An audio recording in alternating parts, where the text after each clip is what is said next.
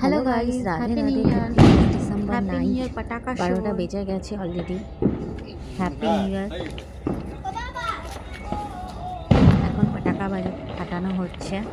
একটু ধরতে টাইম লেগেছে, বাট খুবই মজা হয়েছে।